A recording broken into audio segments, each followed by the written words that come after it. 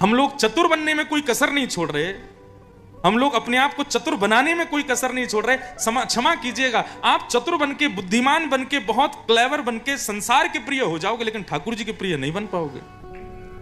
ठाकुर जी का प्रिय बनना है तो सहज रहो, सरल रहो, दीन रहो। जो अपनों सुख चाहे हो तो मूर्ख बन के रहो, जानते हुए भी कि हाँ ये काम मुझे आता है, जबरदस्ती उस काम में चतुराई मत करो।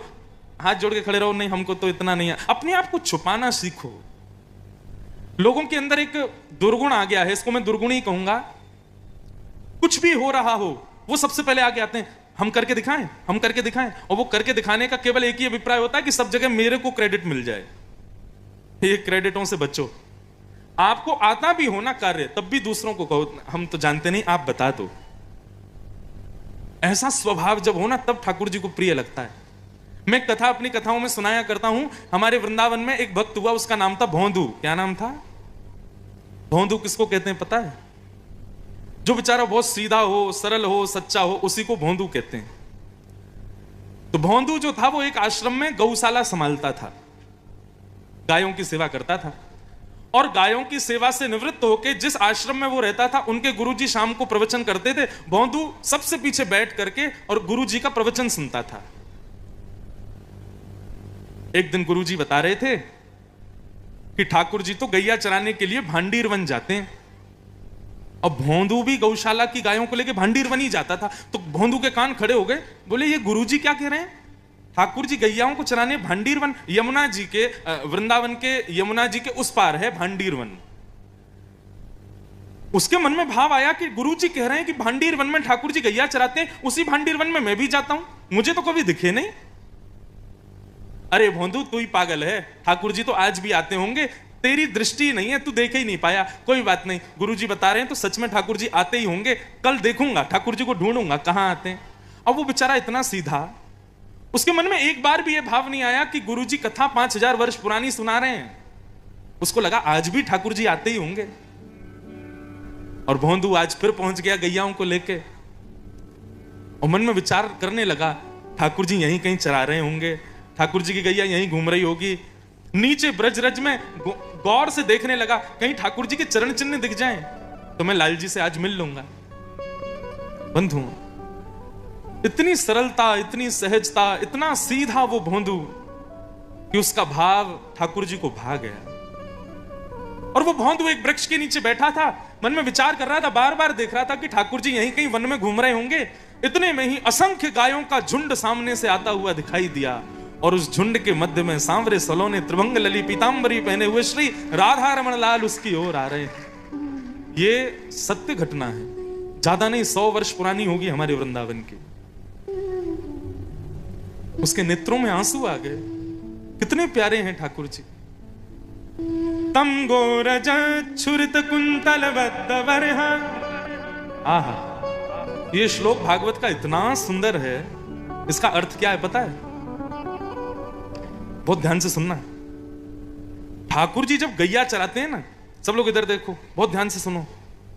ठाकुर जी जब गैया चराने के लिए वन में जाते हैं तो गैया तिरछी नजर करके सूर्य को देखती है और सूर्य से कहती है ठाकुर जी हमको छूते हैं, हमारे ऊपर गलवैयां डालते हैं, हमारा दूध पीते हैं, ये सब सुख तो मिलता है, लेकिन जैसे मां यशोदा लाल जी का श्रृंगार करती है वो सुख हमको कभी नहीं मिलता।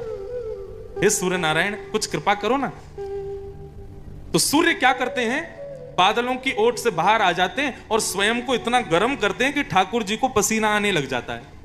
और जैसे ही ठाकुर जी के मुखमंडल पर प्रश्वेत के बिंदु आते हैं, पसीने के बिंदु छोटे छोटे आ जाते हैं, तो चारों तरफ चल रही गाय वो जोर जोर से ब्रजरज में कूदने लग जाती है और ब्रजरज एक बवंडर सा बनकर के खड़ा हो जाता है। बीच में ठाकुर जी हैं, चारों तरफ ब्रजरज है, और जैसे ही वो ब्रजरज शांत होती है तो गायों के खुरों से उड़ने वाली धूल ठाकुर जी के उन प्रश्वेत के बिंदुओं से जाके लग करके ठाकुर जी का श्रृंगार कर देती है।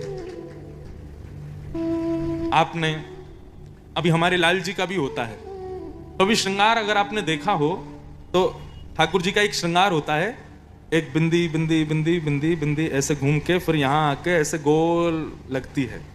इसको बोलते हैं पत्रावली का श्रृंगार। क्या कहते हैं? ये ठाकुर जी को बहुत प्रिय है। आप सब भी अपने घर में रोज चंदन घिसो, और चंदन घिस करके छोटी सी कोई एक ऐसी सीख हो जिससे ठाकुर जी को लगे ना, और उससे ऐसे बिंदी बिंदी बिंदी लगा करके ऐसे ठाकुर जी का ये पत्रावली का श्रृंगार, ये पत्रावली का श्रृंगार गायों ने किया ठाकुर जी का। आज जैसे ही गोपाल जी लौट करके नंद भवन आए और मैया ने देखा ऐसी छोटी छोटी ब्रजरज की बिंदी लगी हैं और लाल जी इतने प्यारे लग रहे हैं, इतने प्यारे लग रहे हैं कि रोज तो यशोदा मैया जब ठाकुर जी गैया चरा के आते हैं तो मुंह धुलाती है ठाकुर जी का और अपनी साड़ी से पहुंचती है, लेकिन आज मैया ने ठाकुर जी का मुंह ही नहीं पहुंचा। बोले इतना प्यारो लग रहा है मेरो लाला। और अगले दिन से मैया चंदन घिस करके ठाकुर जी का श्रृंगार करती है। तो ये ठाकुर जी को अति प्रिय श्रृंगार है। आज भोंदू बैठा था और ठाकुर जी उसी श्रृंगार में से निकल के आ रहे हैं। छोटे छोटे बिंदु लगे हैं और उन पर ब्रजरज लगी है।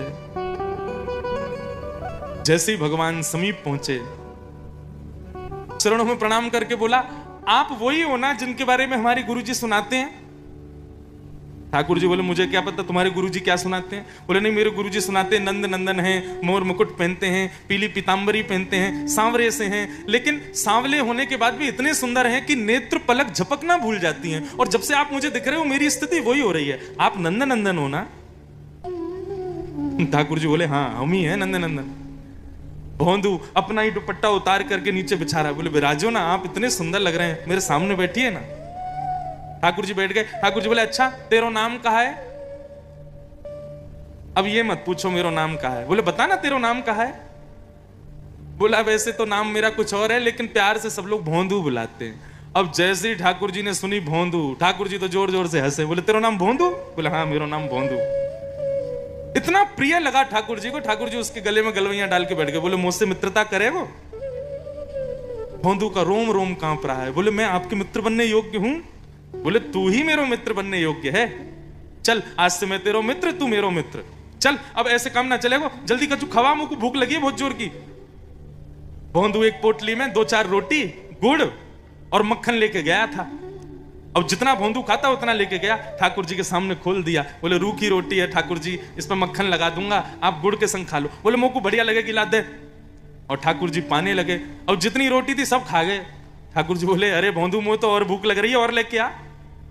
भोंदू बोलो, मैं तो इतनी लेके आयो, कल से ज्यादा ले आऊंगा। अच्छा ठीक है, चल जा, कल मिलेंगे दोबारा, और ज्यादा भोजन लेके आइयो, और अचार भी धर लियो। भोंदू बोले, सब ले आऊंगा, आप कल फिर मिलोगे? ठाकुर जी बोले, हाँ मिलूंगा। भोंदू लौट करके आया। उसने अपने आश्रम में किसी को नहीं बताया। उसको लगा सबको ठाकुर जी मिलते हैं, मैं ही अभागा था जो इतने साल बाद मुझको मिले हैं। उसको लगता था कि सबको ठाकुर जी मिले हैं पहले, लेकिन वो क्या जाने कि वो कितना सौभाग्यशाली है। दूसरे दिन गौ चारण करने के लिए जा रहा था। खूब सारी रोटी, खूब सारा गुड़, मक्खन और सारे सामग्री भरने लगा। रसोईया ने जाके गुरुजी से बता दिया। बोले, आज तो भोंदू इतना भोजन लेके गया है महाराज, पता नहीं क्यों। गुरुजी ने रोका, ए भोंदू इधर आ, मुझको रसोईया बता रहा तू बहुत सारा भोजन लेके जा रहा है। गुरुजी, मैं आपको बता नहीं पाया, वो नंद नंदन आते हैं। अब इतने सहज में बोल गया वो कि जैसे कितनी आसान बात है ये। बोले, नंद नंदन आते हैं, कल 4 रोटी खा के भी भूखे ही रहे बेचारे। तो मैंने मन में विचार किया, आज भी आएंगे, भूखे नहीं रह जाएं, या हमारे गुरुजी आज ज्यादा रोटी ले जा रहा हूं। अच्छा एक और बात, गुरुजी वो मेरी रोटी चट कर जाएं, मैं भूखा रह जाऊं, या हमारे मैं अपनी भी लेके जा रहा हूं, वो भी खा लेंगे, मैं भी खा लूंगा। गुरुजी बोले, रुक रुक रुक रुक, कौन आता है? बोले, नंद नंदन। कौन नंद नंदन? अरे गुरुजी वही नंद नंदन जिनकी आप कथा सुनाते हो। वो मोर मुकुट पहनते हैं, गले में वैजंती माला पहनते हैं। गुरुजी मैं कहा बताऊं, वो जब बगल में बैठते हैं ना, उनमें से इतनी सुगंधी आती है, मन करता है वो जाए नहीं। वो जब मुस्कुराते हैं ना, तो मन ऐसा करे कि बस अभी हम बेहोश है वे वारे हैं। गुरुजी वो जब कटाक्ष नेत्रों से देखते हैं तो ऐसा लगता है बस ये सबसे सुंदर दृश्य है। कल मेरे पास 2-3 घंटे बैठे, लेकिन वो 2-3 घंटे भी ऐसा लगा मानो क्षण भर में व्यतीत हो गए हो। गुरुजी आप जितना सुंदर उनका वर्णन करते हो ना, उससे तो लाखों करोड़ों गुना ज्यादा सुंदर है वो नंद नंदन।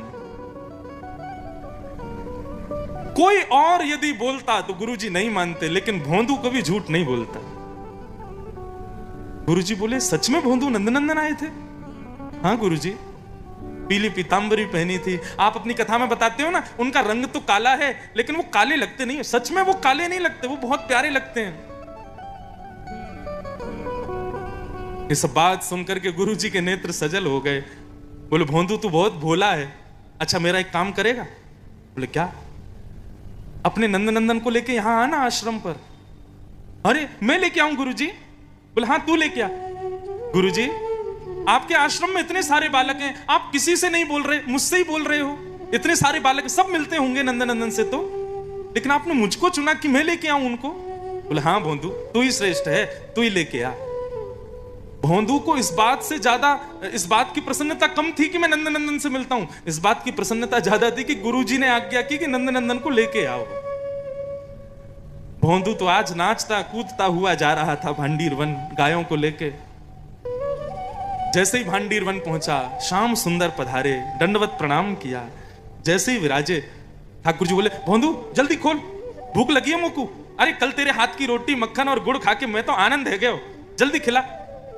भोंदू पोटली खोलता जा रहा है, रोटियां सजाता जा रहा है और बार बार कहे ठाकुर जी एक बात कहूं, मेरी बात मानोगे? बोले बता। आप मेरे सखा हो ना? बोले हाँ। मेरे साथ मेरे आश्रम चलोगे मेरे गुरुजी से मिलने के लिए? ठाकुर जी रोटी उठाते जाएं, मक्खन रखते जाएं, गुड़ रखते जाएं, कोई उत्तर नहीं दें। भोंदू बोला ठाकुर जी बताओ ना, चलोगे ना आश्रम? मेरे गुरुजी ने मुझको चुना, बताओ। इतने अच्छे अच्छे बालक उनके पास, किसी से नहीं बोले, मुझसे बोले तू लेके आ ठाकुर जी को। आप चलोगे ना? ठाकुर जी रोटी खाते जा रहे हैं और सोचते जा रहे हैं। बोले बताओ ना नंदन चलोगे ना? बोले देख तू हमारो सखा है और हम तेरे सखा हैं, यह गुरुजी है बीच में मतलब है। हम तेरे गुरुजी से नहीं मिलेंगे, हम बस तो से मिलेंगे, तू हमारो सखा है। और ये आइंदा कभी गुरुजी की बात मत करियो मुंह से, मैं बस तेरो सखा हूं। भोंदू को आया गुस्सा। बोले खबरदार, जो हमारे गुरुजी के बारे में कुछ बोला तो आपने, मैं तो आपको जानता ही नहीं था, मुझे तो पता ही नहीं था आप कौन हो। मेरे गुरुजी ने बताया, मैंने तो आपको कभी देखा नहीं, मेरे गुरुजी ने प्रवचन में सुनाया और आप आज गुरुजी के बारे में ऐसे कह रहे हो। अरे नहीं जाना तो बिल्कुल मत जाओ, लेकिन हमारे गुरुजी को कुछ गलत मत बोलो। ठाकुर जी बोले हाँ बहुत देखे तेरे जैसे गुरुजी, और तू हमारा सखा है, बस तेरे गुरुजी से हमारा कोई लेना देना नहीं। भोंदू थोड़ी देर तो शांत रहा, थोड़ी देर बाद बोला लाओ ये रोटी भी दो, ये भी गुरुजी नहीं बनाई है, ये भी मत खाओ। और सुनो, जो हमारे गुरुजी का नहीं वो हमारा नहीं, आज से आम 500 साल की कुट्टी। जाओ और कल से यहां गैया लेके मत आना अपनी। ठाकुर जी से बोल रहा है, आप कहीं और गैया चराने जाया करो, यहां पे मत आया करो, ये मेरा स्थान है। हमारे गुरुजी से प्रेम नहीं करोगे तो हम भी आपके नहीं है। ठाकुर जी बोले रोटी तो पूरी खान दे। बोले नहीं मिलेगी, ये भी गुरुजी की है। और सारी पोटली वोटली बांधी और अपनी गायों को इकट्ठा किया और बोले आज के बाद नहीं मिलूंगा आपसे, मैं जा रहा हूं, और यदि मुझसे मिलना है तो चलो मेरे गुरुजी के पास। नहीं जाना, मेरा भोंदू मुझसे दूर क्यों जा रहा है?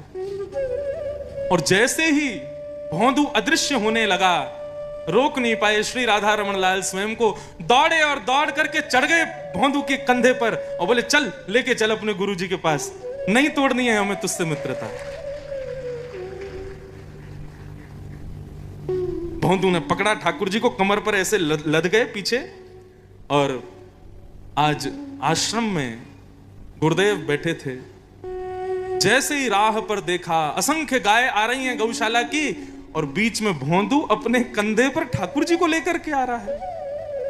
ये देखकर के गुरुजी मूर्छित हो गए और जैसे तैसे जल का छिड़काव करके जब होश आया तो क्या पाया, सामने भोंदू खड़ा है और भोंदू के कंधे पर ठाकुर जी लदे हुए हैं। ये दृश्य देख करके गुरुदेव ने भोंदू के चरण पकड़ लिए। बोले हमने इतना ज्ञान इकट्ठा किया, इतने विद्वान बन गए, इतने बड़े आश्रम के महंत बन गए, आज तक कभी ठाकुर जी का दर्शन नहीं कर पाए। धन्य है भोंदू, सामान्य गायों की सेवा करता है, तेरे सहज भाव पर ठाकुर जी इतने रीझ गए कि तुझे सखा बना लिया।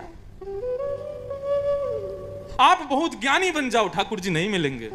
आप बहुत तपस्वी बन जाओ, नहीं मिलेंगे। बहुत वैरागी बन जाओ, त्यागी बन जाओ, ठाकुर जी प्रसन्न नहीं होंगे।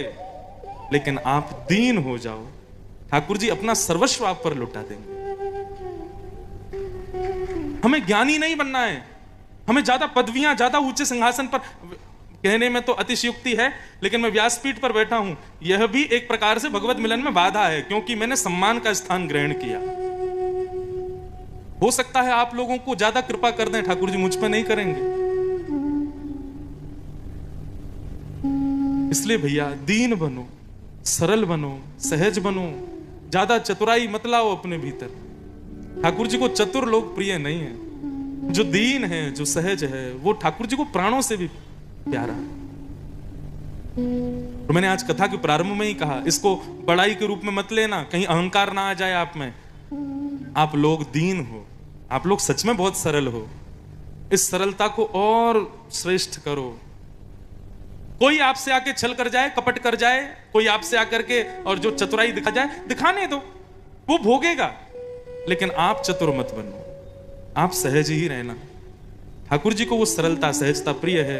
हमारे ब्रज से ठाकुर जी का प्रेम केवल इसी गुण की वजह से, क्योंकि ब्रजवासी बड़े सरल हैं, ब्रजवासी बहुत सीधे हैं। निर्मल मन जन सो मोहि पावा, मोहि कपट छल छिद्र न भावा। जिसका मन निर्मल है, जिसके हृदय में कपल छट ये सब छूते ही नहीं, जिसको ठाकुर जी कहते हैं वो मुझे प्रिय है। कुंभन दास जी, ध्यान से सुनो, अब 2 ही दिन बचे हैं, मेरे को सब बोलने दो जो जो आवे। कुंभन दास जी भगवान के सखा हुए, अष्ट सखा गोवर्धन नाथ के। अभी इसी कलिकाल में तो कुंभन दास जी इतने दीन थे कि कुंभन दास जी को तिलक लगाने के लिए उनके घर में शीशा नहीं था। कुंभन दास जी एक कठौते में, कठौता समझ, कटोरा जैसा एक कठौता लकड़ी का, उसमें जल भर के और उसमें अपनी परछाई देख करके तिलक लगाते थे। इतने दीन थे, उनके घर में शीशा नहीं था।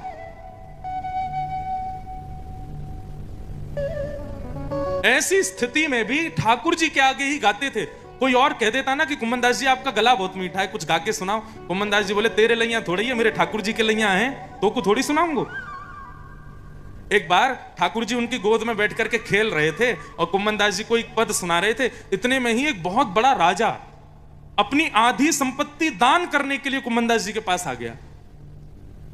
कुंभन दास जी की कुटिया में जैसे ही राजा ने प्रवेश किया, सो ठाकुर जी वहां से अंतर ध्यान हो गए, ठाकुर जी वहां से गायब हो गए। सामने राजा खड़ा है अपनी आधी संपत्ति लेके, और कुंभन दास जी अभी तो यहीं बैठे, कहां चले गए?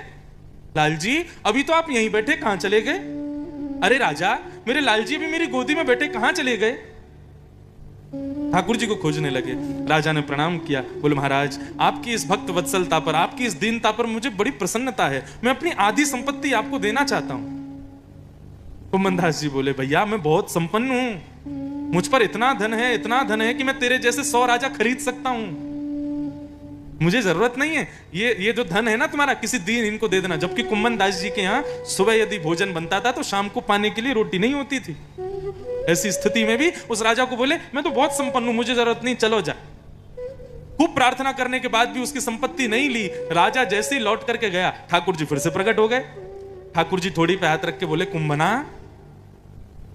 उस राजा को मैंने ही भेजा था, क्योंकि मुझे पता है मेरे कुंभना के घर में रोटी नहीं होती, मेरे कुंभना के घर में शीशा भी नहीं है, मेरे कुंभन दास के घर में सोने के लिए बिस्तर नहीं है, इसलिए मैंने राजा को कृपा करके ऐसा आदेश किया कि तुम जाओ। और तूने उसको वापस कर दिया, क्यों? कुंभन दास जी का उत्तर कितना सहज। कुंभन दास जी बोले ठाकुर जी यदि मैं राजा की संपत्ति ले लेता तो आप दोबारा मेरी गोद में पूछने नहीं आते कि तूने क्यों नहीं लिया, आप चले जाते। आप दोबारा मेरी गोद में आकर के बैठ गए, क्यों? क्योंकि आपको लगा कि इसने लिया क्यों नहीं। नाथ, रही बात संपत्ति की, तो मेरी सबसे बड़ी संपत्ति तो आप हो, मेरी सबसे बड़ी संपत्ति तो आपका भजन है, मैं इसके आगे और क्या मांगूं। ऐसी सरलता ठाकुर जी को प्रिय है बंधुओं, ऐसी दीनता ठाकुर जी को बहुत भाती है। इसलिए प्रार्थना है मेरी, दीन रहो, सदा झुक करके रहो, जितना हो सके सहज रहो, ज्यादा छल कपट चतुराई में मत रहो, ठाकुर जी को प्रिय नहीं।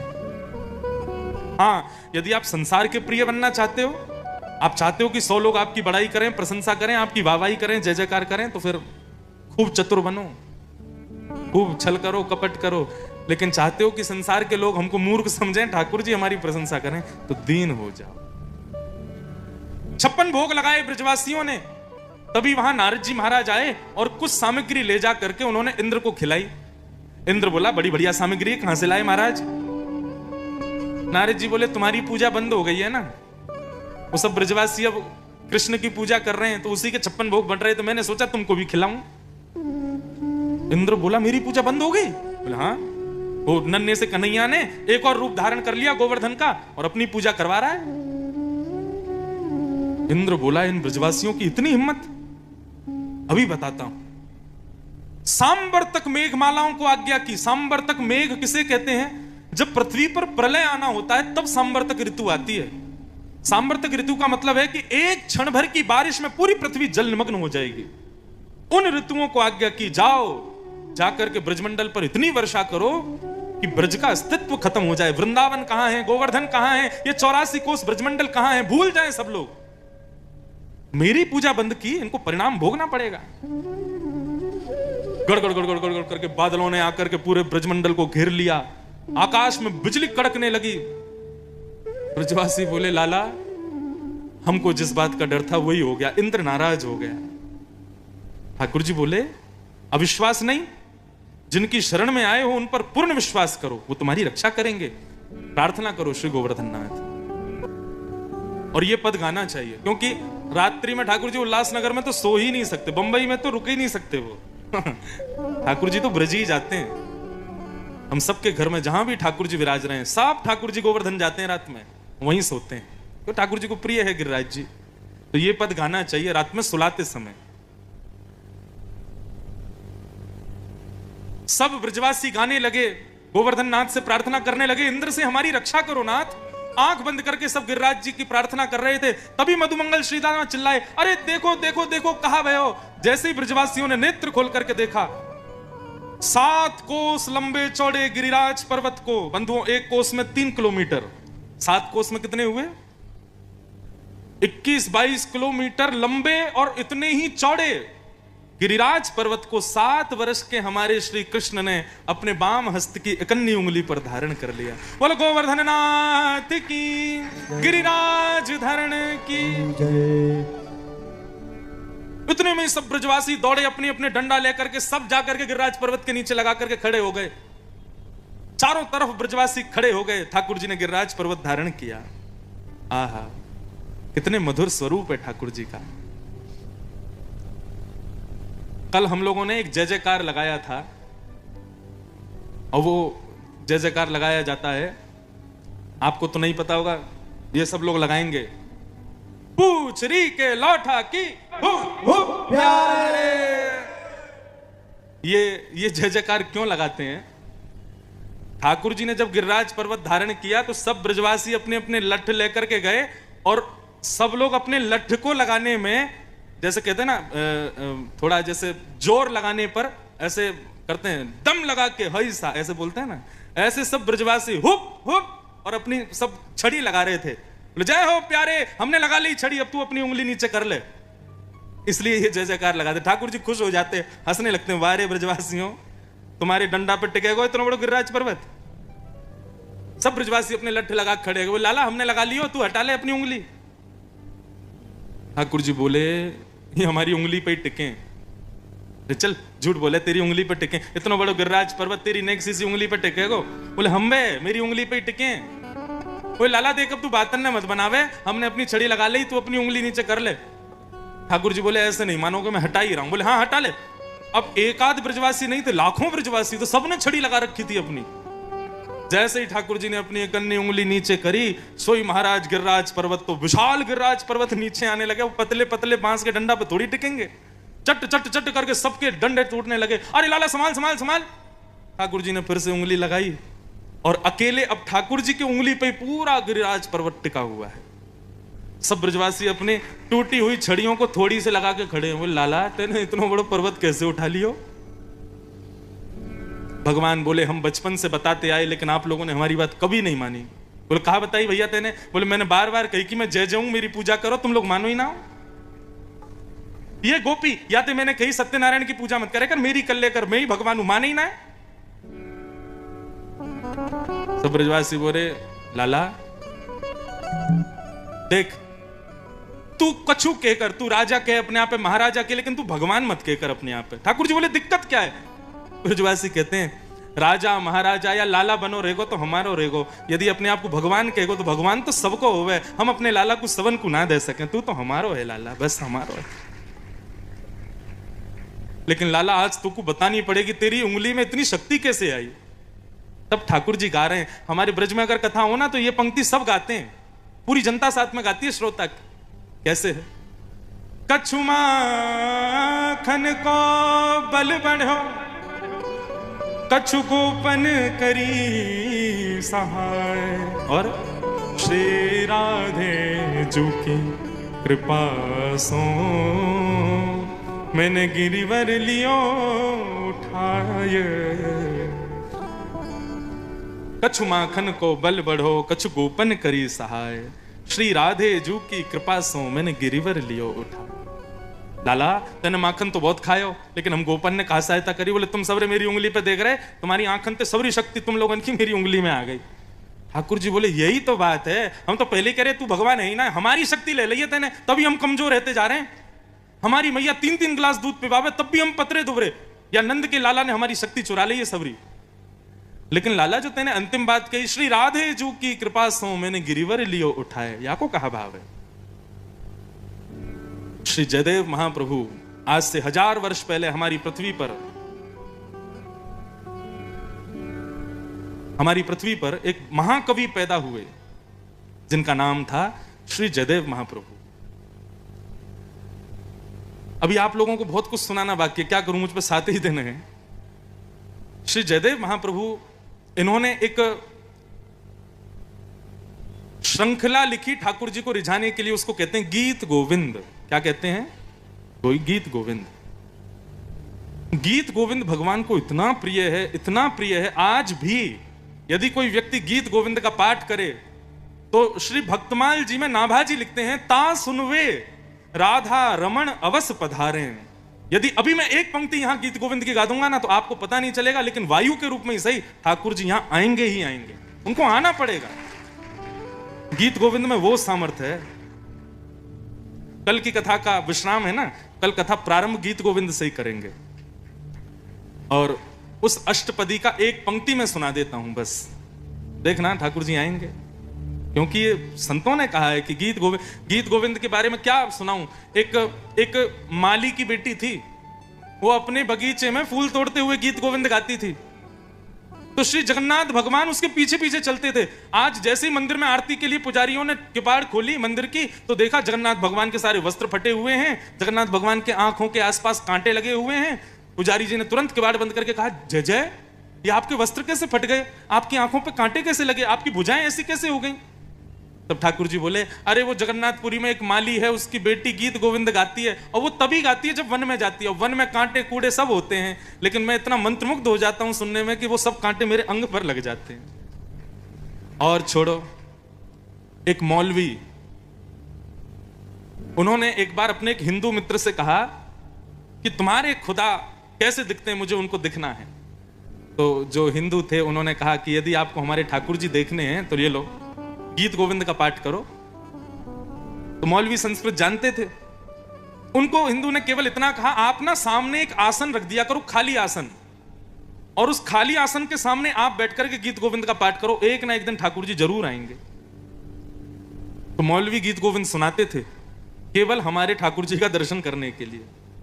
तो उनके पास में थोड़े समय का अभाव हो गया, तो वो बैठ करके नहीं कर पाते थे, तो जब वो घोड़ा चलाते थे ना, तो अपने घोड़े पर आगे आसन रख देते थे और तब घोड़ा चलाते हुए गीत गोविंद गाते थे। तो ऐसा वर्णन आता है कि श्री राधा रमन लाल जी उस घोड़े पर बैठते और मौलवी की तरफ मुख करके बैठते और ऐसे भुजा करते हुए गीत गोविंद सुनते, तब मौलवी घोड़ा चलाता था। वर्णन आता है कि एक बार मौलवी जी इतनी जल्दी में थे कि उन्होंने आसन रखना वो भूल गए, लेकिन उनका नियम बन चुका था कि जब वो घोड़ा चलाते तो गीत गोविंद गाते थे। तो घोड़े पर बैठ करके जैसे ही उन्होंने चाबुक दी, गीत गोविंद प्रारंभ किया, आसन रखना भूल गए। तो वर्णन आता है, संतजन बताते हैं कि इतनी द्रुत गति से घोड़ा दौड़ रहा था और उस घोड़े के आगे उल्टे ठाकुर जी दौड़ रहे थे और उससे गीत गोविंद सुन रहे थे और कहने लगे, अरे आज तूने हमको आसन नहीं दिया, हम दौड़ दौड़ के सुनेंगे। इतना प्रिय है ठाकुर जी को गीत गोविंद। आज भी यदि कोई गीत गोविंद का पाठ करे, निश्चित उसी क्षण ये भी विचार नहीं करेंगे ठाकुर जी की ये अयोग्य इंसान है, ये भक्ष भक्ष खाता है, कैसे कुल में है या कितना अपवित्र है। यदि गीत गोविंद गा रहा है तो ठाकुर जी आएंगे, इतना प्रिय है। कल हम गीत गोविंद से कथा प्रारंभ करेंगे। अभी एक पंक्ति सुना दें कि श्री राधे जू की कृपा सो मैंने गिरिवर लियो उठाया। ये कैसे हुआ? तो जयदेव महाप्रभु कहते हैं, अभिनव जलधार सुंदर धृत मंदर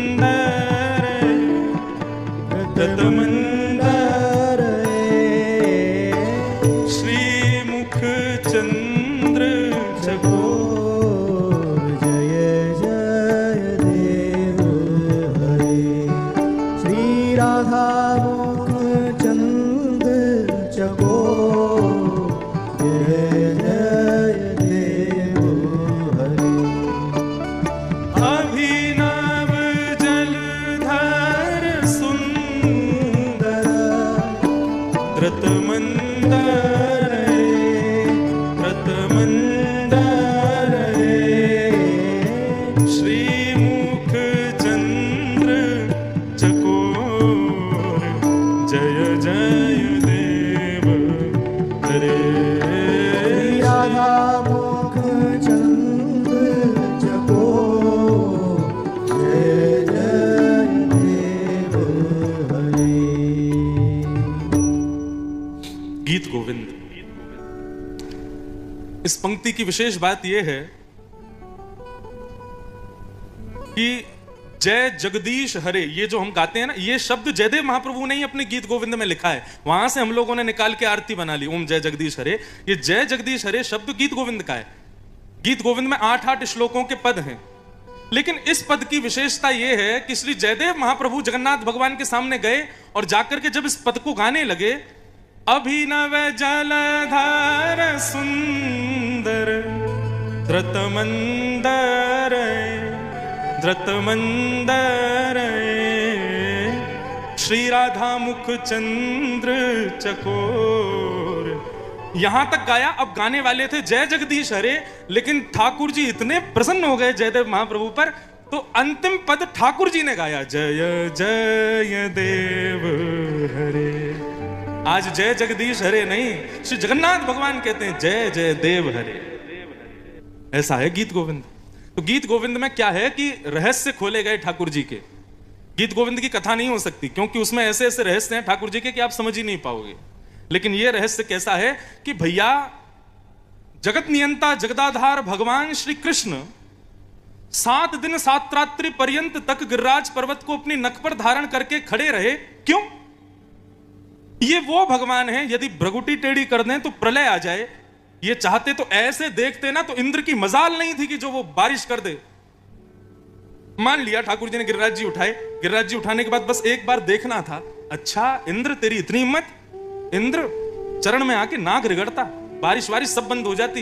लेकिन 7 दिन 7 रात्रि तक ठाकुर जी ने कुछ कहा ही नहीं इंद्र को, ऐसे ही खड़े रहे। तब जयदेव महाप्रभु से किसी ने पूछा, बोले ठाकुर जी 7 दिन तक क्यों खड़े रहे? तब जयदेव महाप्रभु कहते हैं, बोले कि भैया चारों तरफ ब्रजवासी खड़े थे, लेकिन सामने अति सुकोमला श्री जी खड़ी थी, श्री राधा रानी खड़ी थी, और उनको देखने में ठाकुर जी को इतना आनंद आ रहा था। ठाकुर जी तो ऊपर देखे और कह रहे थे, इंद्र और बरसाता रहे ताकि ये किशोरी जी मेरे आंखों के आगे खड़ी रहे, मैं इनको देखता रहूं। श्री मुख चंद्र चकोर जय जय देव हरे, श्री राधा मुख चंद्र चकोर जय जय देव। ऐसे ऐसे रहस्य बताए हैं।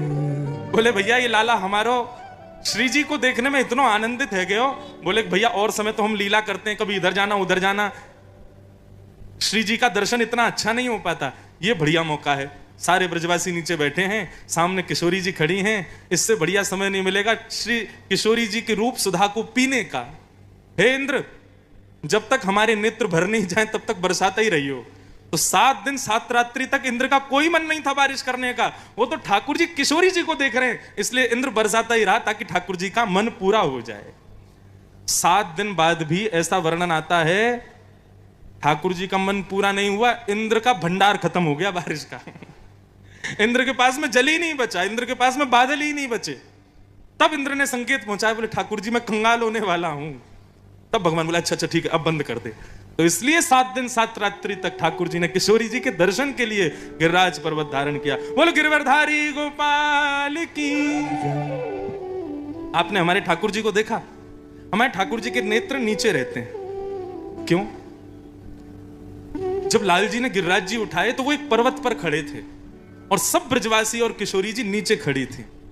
तो इसलिए हमारे ठाकुर जी के नेत्र नीचे किए जाते हैं, क्योंकि जब ठाकुर जी ने गिरिराज जी उठाए तो किशोरी जी ऐसे नीचे खड़ी थी, तो उनको देखते रहते हैं, इसलिए ठाकुर जी के नेत्र नीचे रहते हैं। अनेक भाव हैं ठाकुर जी के नेत्र नीचे क्यों हैं। दूसरा भाव यह है, ठाकुर जी कहते हैं भाई संसार का कितना भी बड़ा व्यक्ति हो, मैं उसी को देखता हूं जो मेरे चरणों में आश्रित है, इसलिए ठाकुर जी के नेत्र नीचे रहते हैं। और तीसरा एक हमारे ब्रज का भाव सुनो। ये गोवर्धन नाथ जो हैं, ये आजकल उदयपुर के पास विराजते हैं, श्रीनाथ जी। और श्रीनाथ जी जो हैं ये ब्रज से तो दूर है, तो ठाकुर जी सामने इसलिए नहीं देखते कि भैया दर्शनार्थियों में कहीं ब्रजवासी आ गए और मैंने उनको देख लिया तो मेरा मन करने लग जाएगा वृंदावन जाने का, इसलिए ठाकुर जी नजर बचा के खड़े रहते हैं कि ताकि मुझे ब्रजों वालों को नहीं देखना पड़े। यह भी एक भाव है।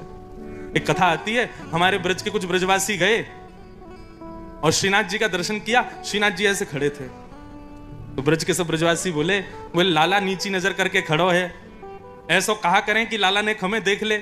तो वहां सब जय जयकार लगाने लगे, बोल गोवर्धननाथ की, गिरिराज धरण की, श्याम सुंदर यमुने महारानी की। इस प्रकार सब जय जयकार करने लगे। ठाकुर जी ऐसे ही खड़े थे। इतने में ही दोनों ब्रजवासी बोले ऐसा जय जयकार बोलो कि लाला आंख उठा के ऊपर देखे, भैया ये कौन आए हो। इतने में ही ब्रजवासी पता है क्या बोले, बोल वृषभानु के जमाई की। अब जैसे ही कहीं वृषभानु के जमाई की जय, सो ठाकुर जी ने नेत्र ऊपर करके देखा ये कौन आए। बोले ओहो देख लियो ठाकुर जी, जय हो जय हो जय हो, प्रणाम हमारे लाल जी। इसलिए ठाकुर जी नजर बचा के बैठे रहते, बोले कहीं ब्रजवासी नहीं आ जाए।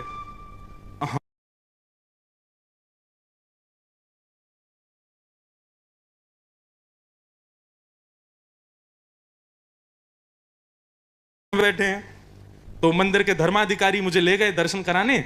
बहुत देर तो दर्शन करता रहा। फिर मैंने कि हमारो लाला बेचारो तपस्या कर रहा है, जो बेचारो माखन के बिना ना रहे, गैयान के बिना ना रहे, ब्रजवासीन के बिना ना रहे, यहाँ बेचारो तपस्या कर रहा है। तो जैसे ही मैं उठने लगा मैं जोर से बोला, बोल वृषभानु के जमाई की जय। वास्तव में आप सत्य माने एक क्षण के लिए पूरे बद्रीनाथ मंदिर की लाइट लुपलुपाने लगी। मैंने कि धर्माधिकारी जी तपस्या भंग है गई हमारे लाला की, वृषभानु के जमाई हैं ये। वृषभानु जी कौन है? राधा रानी के पिताजी। उनके जमाई कौन? हमारे लाल जी। तो ये पूरी गोवर्धन लीला के बहुत रूप हैं। यदि आप मुझे 7 दिन कहो कि केवल गोवर्धन लीला सुनाओ तो एक के बाद एक नए नए लीलाएं आती रहेंगी, इतने संतों ने गाया है। लेकिन इसका एक भाव यही है कि किशोरी जी को देखने के लिए ठाकुर जी खड़े रहे। ऐसे श्री गिरिराज धरण की लीला को हम प्रणाम करते हैं, वंदन करते हैं। भगवान ने 7 दिन बाद गिरिराज पर्वत को पुनः स्थान पर व्यवस्थित किया। इंद्र ने आकर के भगवान से क्षमा मांगी और भगवान ने इंद्र को क्षमा किया। तब इंद्र ने भगवान का नामकरण किया इंद्रेश। इंद्रस्य ईश्वरः इति इंद्रेशः, जो मेरे भी ईश्वर हैं वो श्री इंद्रेश। कई लोग हमारा नाम लेके बोलते हैं महाराज आप तो इंद्र देवता हो। मैंने कहा इंद्र देवता नहीं बेटा, इंद्र के भी स्वामी हैं, इंद्रेश हैं। तो ये भगवान का नामकरण हुआ। गायों की रक्षा भगवान ने की तो गाय सब प्रसन्न हो गई। गायों ने जाके भगवान का एक और नामकरण किया, गोविंद। ये गोविंद नाम जो है ये गायों ने भगवान को रखा है। इस प्रकार ठाकुर जी की गोवर्धन लीला संपन्न हुई। आगे एकादशी का महात्म्य बताया गया।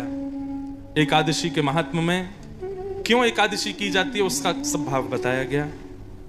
तत्पश्चात फिर रास पंचाध्यायी यहां से प्रारंभ। हम रास पंचाध्यायी प्रारंभ करें और रास में प्रवेश करें। अब सब लोग बिल्कुल सावधानी से बैठिएगा। ये बंधुओं रास की कथा है। इस रास में महादेव को आने के लिए भी बड़ी मशक्कत करनी पड़ती है। तो हम तो उल्लासनगर वासी हैं, हम लोगों को तो बहुत प्रार्थना करनी पड़ेगी तब रास में प्रवेश मिलेगा। इसलिए सब लोग अब गोपी भाव से ही विराजो। सब लोग ये भाव रखो कि भैया हम लोग कौन हैं? हम सब गोपी हैं। और गोपी कोई नथनी वाली नहीं, हमारी प्रत्येक इंद्रिय कृष्ण श्रृंगार धारण करती है, इसलिए हम सब गोपी हैं। आइए इस रास की कथा में हम लोग प्रवेश करते हैं। भगवान पिता रात्रि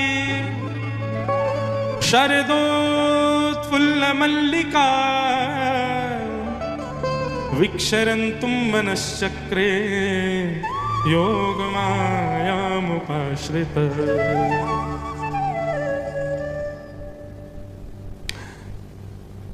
रस और रास दो बातें। आप लोग कथा में क्यों आते हो? आपसे किसी ने पूछा आप कथा में क्यों जाते हो? तो यदि आप नित्य कथाओं में जाने वाले हो गए ना तो आपका उत्तर होगा हमको बहुत रस मिलता है, हमको बहुत रस आता है। कई लोग जब हम कथा करके उतरते हैं तो कहते महाराज जी आप बहुत रस बरसाते हो, ऐसा बोलते हैं ना। रस और रास दोनों में केवल एक मात्रा का डिफरेंस है। र के पीछे आ की मात्रा लगा दो तो क्या बन जाए? रास। और आ की मात्रा हटा दो तो क्या बन जाए? रस। रस और रास दोनों में अंतर कितना है? आप यहां कथा सुनने के लिए आते हो, आप दरबार में प्रणाम करने आते हो, आप वृंदावन बिहारी जी, राधा रमन लाल जी, राधा वल्लभ लाल जी, राधा दामोदर लाल जी का दर्शन करने आते हो, ये सारी आपकी क्रियाएं जो ठाकुर जी से मिलने की होती हैं, ये सब रस कहलाती हैं। लेकिन आपकी भक्ति से प्रसन्न हो कि ठाकुर जी उल्लासनगर आ जाएं, ये रास है। समझ में आई बात की ऐसी ताली बजा रहे हो? सीधी बात, आपको वृंदावन जाना पड़े बिहारी जी को देखने के लिए रस है, लेकिन ठाकुर जी आपको देखने उल्लासनगर आ जाएं, ये रास है।